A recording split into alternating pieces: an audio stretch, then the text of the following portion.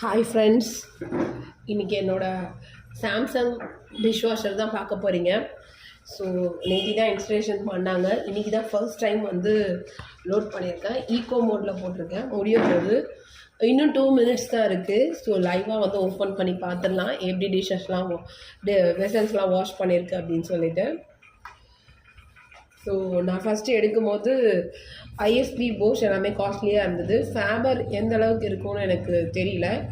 But யூடியூப்பில் நான் பார்த்த வரைக்கும் நானும் ரிவ்யூஸ் பார்த்தேன், ஃப்ரெண்ட்ஸ்கிட்ட விசாரித்தேன். ஃபேபர் பற்றி நல்லாவே சொன்னாங்க. சாம்சங் பற்றி யாருக்குமே தெரியல ஆக்சுவலாக. இப்போ கிளியராக இருக்கும்னு நினைக்கிறேன். சாம்சங் டிஷ்வாஷர் வாங்கும்போது கொஞ்சம் டவுட்ஃபுல்லாக தான் வாங்கினேன். ஸோ எப்படி இருக்கும்னு தெரியல. ஃபர்ஸ்ட் டைம் இப்போ தான் போட்டிருக்கேன். நேற்று தான் இன்ஸ்டாலேஷன் பண்ணிவிட்டு போனாங்க. இது ரெண்டட் ஹவுஸ் தான், ப்ரொவிஷன் இல்லை. ஸோ நேற்று தான் ப்ரொவிஷன் பண்ணி இன்ஸ்டால் பண்ணாங்க. சண்டே அன்றைக்கி வந்து பண்ணாங்க, ரெக்வஸ்ட் பண்ணதுனால சாம்சங்லேருந்து. இப்போ கிளியராக இருக்கும்னு நினைக்கிறேன். பாருங்கள், இன்னும் 1 மினிட் காட்டுது. ஸோ இதை நான் வந்து ஒரு 34,500க்கு தான் வெஸ்டாம்பரமில் இருக்க ஈகிள் எலக்ட்ரானிக்ஸில் வாங்கினேன். பாருங்கள், முடிஞ்சிருச்சு. ஸோ 0 காட்டுது. டோட்டலாக 3 hours 15 minutes எடுத்துருச்சு. நான் ஈவினிங்கே போட்டுட்டேன் ஒரு 5 o'clock கிட்ட. ஸோ இப்போ வந்து பவர் ஆஃப் பண்ணுறேன்.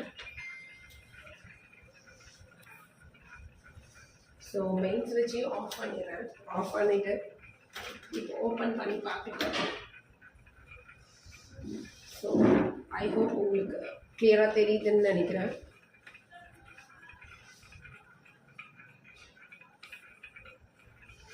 ஸோ இதில் வந்து அட்ஜஸ்டபிள் ட்ரே இருக்குது. பாருங்கள் எப்படி எல்லாத்தையும் பளிச்சுன்னு விளக்கியிருக்கு அப்படின்னு சொல்லிட்டு. ஸோ பிளேட்ஸ் எல்லாமே நல்லா பளிச்சுன்னு விளக்கியிருக்கு. எனக்கு ஆரம்பத்தில் அடுக்க தெரியல, ஸோ அடுக்கியிருக்கேன். இது ஆட்டோ ரிலீஸ் ஸ்டீம் ஆப்ஷனோட வருது அண்ட் 3 rinse ஆப்ஷனோட வருது. பாருங்கள், எல்லாமே இந்த ஸ்பூன்ஸ் எல்லாம் இந்த பக்கம் அடுக்கியிருக்கேன். ஸோ எல்லாமே நீட்டாக இருக்குது. என்னோட டிஃபன் பாக்ஸ்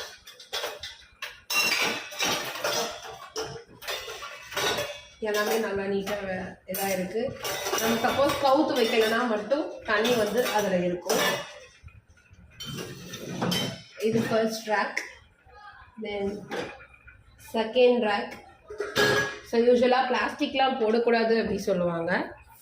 ஆனால் நான் ஒரே ஒரு பிளாஸ்டிக் மக் போட்டிருக்கேன். பாருங்கள் எவ்வளோ பளிச்சுன்னு விளக்கியிருக்கு அப்படின்னு சொல்லிட்டு. இது பால் பாத்திரம், உங்களுக்கே தெரியும் எப்படி இருக்குது பார்க்கலாம். ஸோ பாருங்கள், நான் சுத்தமாக தேய்க்கவே இல்லை, அப்படியே தான் போட்டிருக்கேன். எப்படி நல்லா பளிச்சுன்னு இருக்கு. ஆனால் ஒரே ஒரு விஷயம், இது வந்து நான் அப்படியே சிங்கில் ஊற போட்டிருப்போம்ல, அதை எடுத்து போட்டேன். ஆனால் கையால் எதுவுமே நான் தேய்க்கவே இல்லை. ஸோ இதுவும் பால் பாத்திரம் எப்படி இருக்குது பார்க்கலாம். பாருங்கள், பால் பாத்திரம்லாம் பளிச்சுன்னு விளக்கியிருக்கு.